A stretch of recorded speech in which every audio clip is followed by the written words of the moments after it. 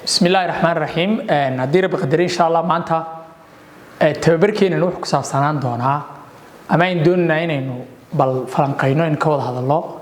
موضوع عاد مهم وعنوان كيسوي هي principles of education ومبادئ ده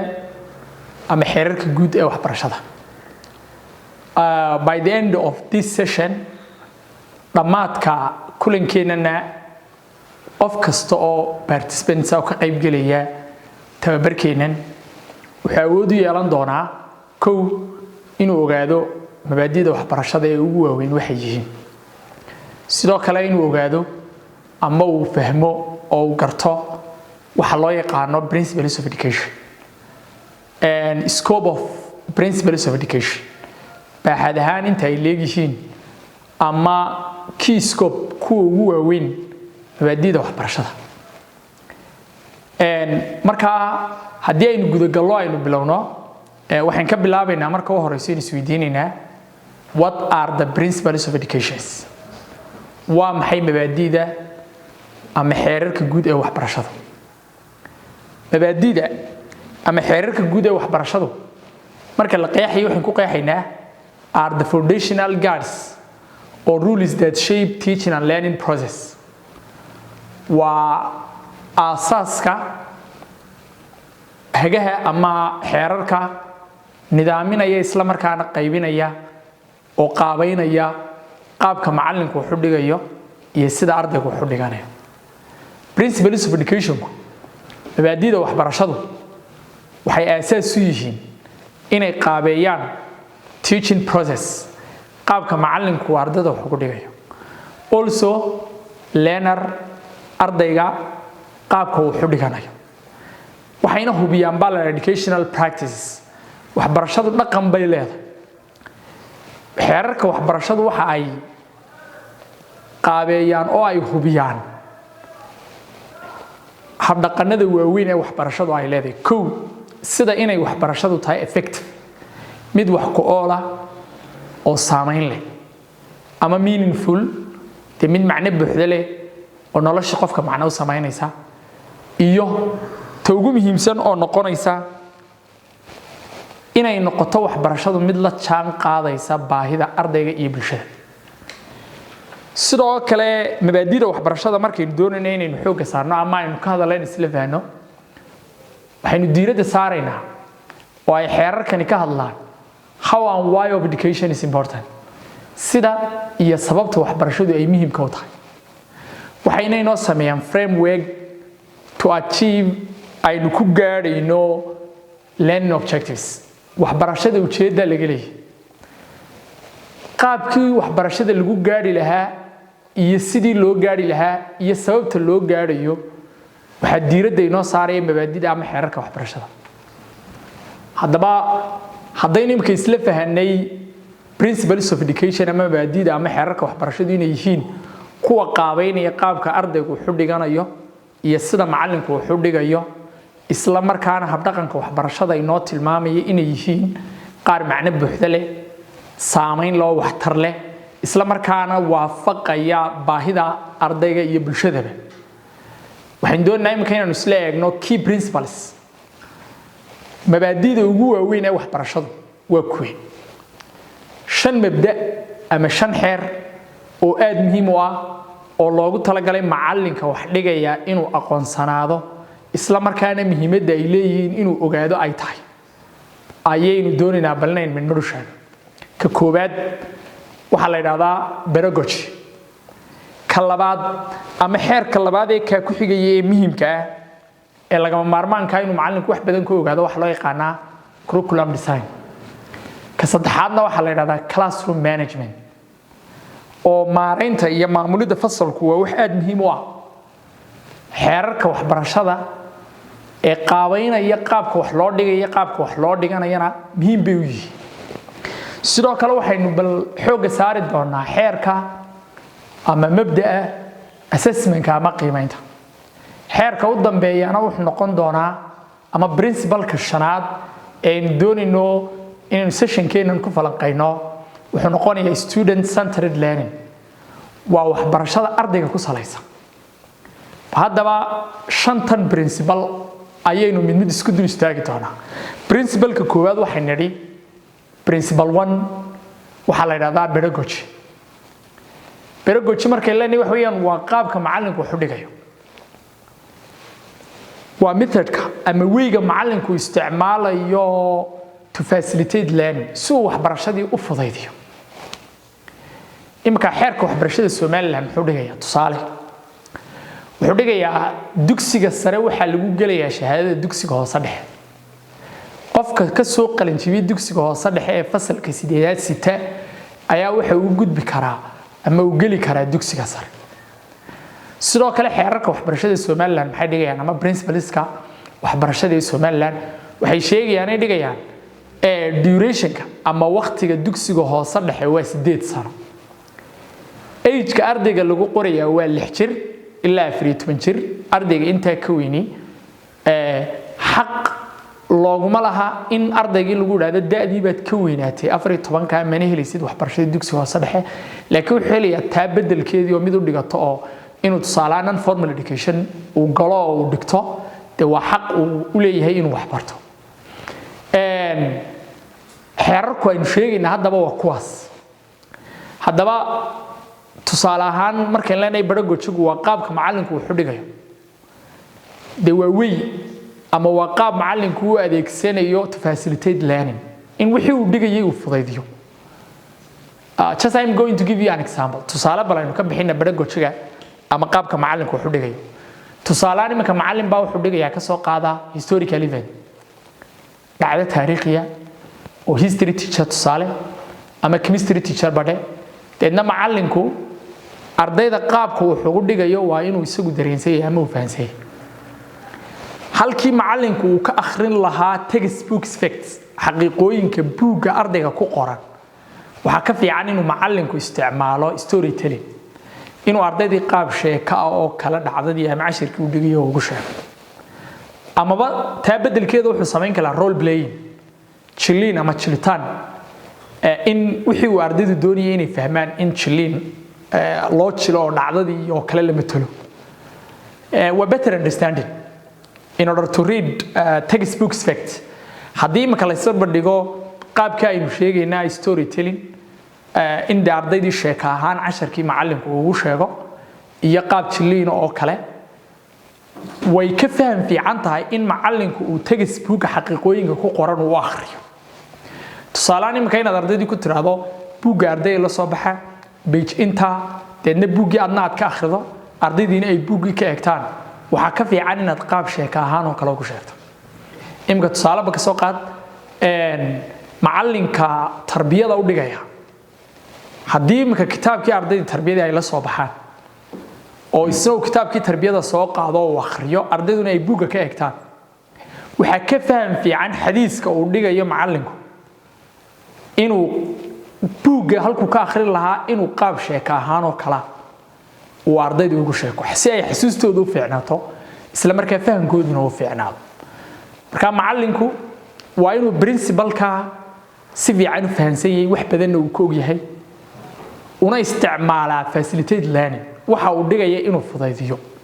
aad bay muhiim u tahay qodobka labaad haddii aynu gallo isaguna aad muhiimka u ah principle-ka labaad ee aan doonayno in xoogga saarno intaan kulankeena ku jirno waxa la yiraahdaa curriculum design waxa weeyaan nashqadaynta manhajka macallinka wuxuu awood u leeyahay create content inuu cashar dheeraada oo xiriir la leh isla markaana waafaqaya waxaan la dhigayay ujeedada la leeyahay looga dalaya casharkan in lagu gaadhana sheegaya inuu isagu ku dari karo macallinku waa inuu nashqadayn karo isla markaana abuuri karo wax dheeraada oo xiriir la leh oo aan ku qornayn buugga ardayga imika let me give you an example tusaale yar oo fudud baynu soo qaadanaynaa tusaalaan imika ka soo qaadeen waxaad dhigaysaa maths teacher baa tahay macallin xisaabeed dabadeedna tusaalaha buugga ku qoran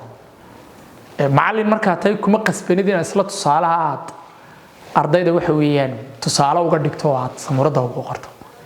laakiin de you can create waxaad abuuri kartaa oo aad samayn kartaa mid relevant la ah oo xiriir la leh tusaalaha meesha ku qoran tusaalaha xiriir kale leh muxuu naga caawinayaa de inclusive no noqonaya purposeful no noqonaya waa inuu labadaas isku darsadaa de mid ujeedadii ina gaarsiinayo isla markaana loo dhanyahay xiriirna la waxaan buuga ku yaala had iyo jeer macallimiintu dhowr nooc bay isku jiraan macallimiinta qaar waxay sameeyeen textbook inta ku qoran ayuun bay ardayda sida ay ugu qoran tahay ugu sheegaan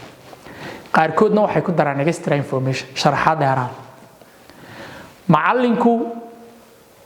xaq buu u leeyahay isla markaana awood buu u leeyahay inuu yaqaano curriculum design qaabka loo nashqadeeyo manhajka oo macallinku abuuri karo wax xiriir la leh waxa buuga ugu qoran ee la doonayo ardayga in la fahansiiyo ama la gaarsiiyo sheekada buuga ku taala tusaale nimka haddaad macallin carabi tahay ama macallin Soomaali ama macallin Ingiriis objective-ka iyo ujeedada sheekada laga leeyahay sheeko kale oo ka turjumaysa ama gaarsiin karta haddii aad garanayso de waad ugu dari kartaa wax ku didi karaa ma jiraan imka bal tusaale ka soo qaada biology teacher ayaa xiisad ku jira deedna macallinka biology wuxuu doonayaa inuu ardaydii wax u dhigo deedna the update the curriculum manhajka wuu update garayn karaa wuxuuna ka dhigi karaa mid la jaan qaadaya isla markaana waafaqaya xiriirna la wuxuu dhigay tusaale macallin juqraafi baa imka xiisad dhigaya uu ugu dari karaa climate change isbedelada cimilooyinka dunida ka dhacaya ee dunidu ka qaylinaysa iyo global warming kan dunida ka dhacaya buuga isagoo ku oolin baa wuxuu eegaya casharku dhigayo iyo dhacdadani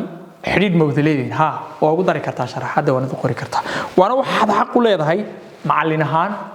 de waana principal aad u wanaagsan macallinka duu soo sameeyay ka saddexaad principalka saddexaad ee aad muhiimku waxa weeyaan classroom management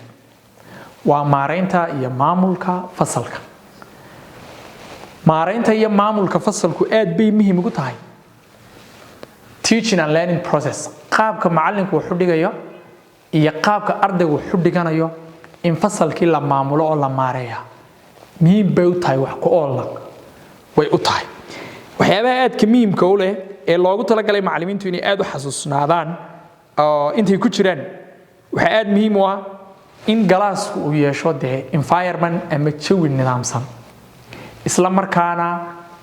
mid la isku ixtiraamayo fasalka dhexdiisa dhiiri gelinaya in ardaydu ay ka qayb gasho activity-ga ama shaqada galaaska dhex socda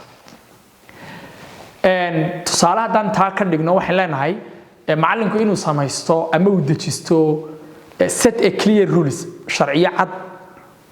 oo dhiiri gelinaya in fasalkii carqaladii ribishku uu ka yaraado isla markaana activity-ga iyo galaaska shaqada ka dhacaysa loo sinaado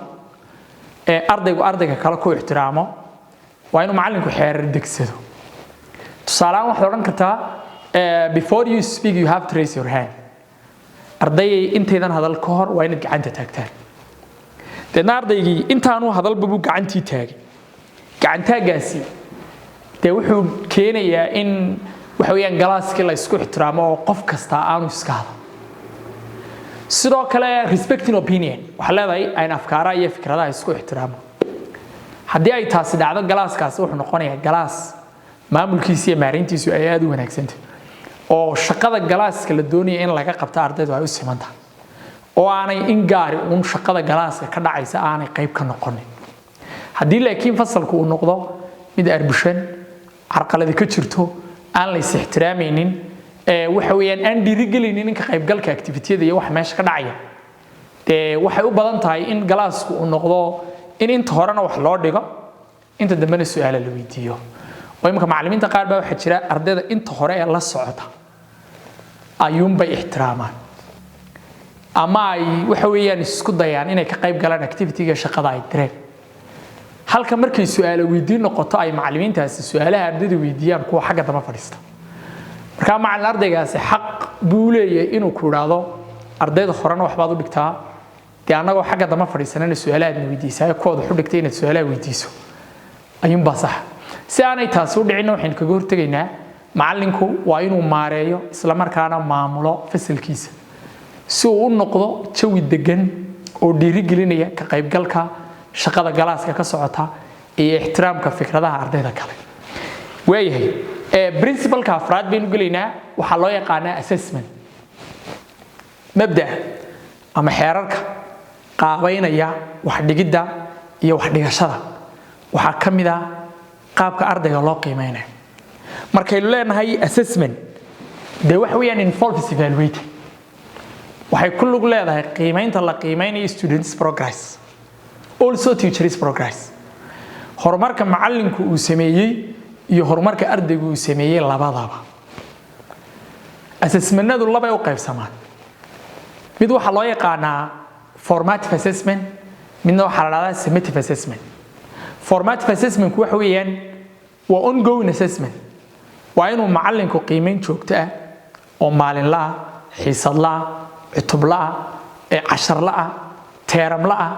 inuu sameeyo ayaa waxa loo yaqaanaa formative assessment tusaale imika macallin baa arday xiisad u dhigay dabeetana xiisadii u dhigayay baa wuxuu diyaarinayaa quiz su'aalo sahlan oo imtixaanka ka fudud oo uu doonayo inuu ku ogaado chapterkii uu dhigay ama casharkii uu dhigay in ujeedadii casharkan la gaaray iyo inaan la gaarin marka qiimeynta maalinlaha ama joogtada ah ee laylis kale ee homework kale ee assignment kale ee quiz kale waxa loo yaqaanaa formative assessment waa qiimeyn ongoing assessment waa qiimeyn joogto oo soconaysa maalinta casharku bilaamo ilaa iyo inta uu ka dhamaanayo nooca labaad ee qiimeyntu ay ku imanayso waxa la yiraahdaa summative assessment summative assessment waxa weeyaan waa final assessment iyadu waa qiimeynta u dambaysa ee la doonayo in lagu ogaado overall progress horumarka guud ee sanadlaha ama teeramlaha tusaale imika sanad dugsiyeedku laba weeyaan teeramka hore iyo teeramka labaad marka imika teeramka imtixaanka la qaadayo wuxuu noqonayaa summative assessment waxaana la doonayaa in la ogaado overall progress horumarka guud ee maadada laga gaaray ayaa la doonayaa in lagu ogaado final examka ama imtixaanka labaad ee teeramka labaad la qaadayo deysna wuxuu noqonayaa summative assessment sababtoo waxa la doonayaa in la ogaado in ujeedadii objectivekii laga lahaa maadada ee sanadka ardayga loo dhigay in la gaaray iyo inaan la gaarin waxa cadeynaya oo xaqiijinaya in ardaygii la qiimeeyo istiyadoo loo eegayo dhinacyadii kala duwanaa ee fahanka lahayd ee maxaa la dhahay evaluating ka lahayd ee remembering ka lahayd ee memorizing ka lahayd ee understanding ka lahayd waxyaabaha soo dhan lahayd ayaa la doonayaa in lagu ogaado ama lagu gaaro qodobka u dambeeya shanaad waxa la yiraahdaa ee aad muhiimka u ah principalkaasina uu laga maarmaan u yahay inuu macallinku ogaado waa student centered learning oo waxbarashada ardayga ku salaysan waxbarashada ardayga ku salaysan hadaba maxaa tahay waxbarashada ardayga ku salaysan wax weeyaan xiisada fiican waxa lagu gartaa waa ta ardayga ka bilaabanta ardaygana ku dhamaata in waxbarashada iyo waxa macallinku uu dhigayo ee uu doonayo ardaydan inuu u dhigo waxa wacan inay isaga ka bilaabanto isagana ku dhamaato taa markaynu leenahay wax weeyaan ardaydu ma sinna way kala duwan yihiin oo de abuurta ilaahay baa waxa weeyaan people they are not same and they are as different as our fingers sida shadeenan frood ay u kala duwan yihiin dadka bini'aadamku kala duwan yihiin kala duwanaanshaani muxuu keenayaa ardaydani isku guri kama iman isku habdhaqan maaha isku si wax ma fahmaan isku wax ma xiiseynayaan ardayda hadaba kala duwanaanshaha inta leeg leh inaad damacdo ama aad isku daydo inaad hal qaab wax ugu dhigto ama aad hal qaab u imtixaanto de ma sheegaysa mana tilmaamayso waxa aad dhigaysaa inay tahay wax cadaalad sababtuna waxa weeyaan de kala duwanaanshahan baa jira sidaa awgeed ardayda qaar baa waxay wax ku fahmaan baa laga yaabaa hand on ama practical in shaqadii gacanta laga qabto halka qaarkood aanay awood u lahayn inay fahmaan waxyaabaha loogu talagalay in gacanta laga qabto laakiin taa bedelkeeda iyagu wax ku fahmaan visual learning imka tusaale wax ka soo qaadaa macallin juqraafi baad dabeetana 10 baad ardayda u dhigaysaa map haddaad tiraa ardaydii dhammaantood waxaan doonayaa maapka inay isku si u fahmaan daarin sax ma waxbarashada iyo qaabka aad u xidhigaysaana ma aha mid ku salaysan ardayga laakiin waa mid ku salaysan ardayda qayb kamid ah ardayda imika visual learning wax ku fahamta iyo ardayda practical ku fahamta waa inaad laba qaab oo kala duwan wixii aad u fahansiisaa ama aad tusto tusaale imika ardayda practicalka wax ku fahantaa ama ay tusay taafsiida inaad map 3D u soo qaato deetana aad tusto tirawa tan khariidii Soomaaliland xagaas waa halkaas waa tii Afrika soo qaata qaabka aad tusto haddaba qaar baan iyagu practicalka ama hands on ka aad mapka ku samaysayaan fahmin laakiin taa bedelkeedu waxa uu sahlanay fahmaan visual learning mid aad muuqaal oo visual uga dhigto daawadiisa awoodo u sahlanaanaysa okay hadda waxaynu isla fahanay waa maxay principles of education mabaadi'da ama xeerarka guud ee waxbarashada maxaa muhiim u ah ama xeerarka ugu waaweyn ee ay tahay marka wax la dhiganayo in la xasuusnaado isla markaana la fahansanaado hadda waxaanu gelaynaa ama aynu isla eegaynaa philosophy of education falsafada waxbarashada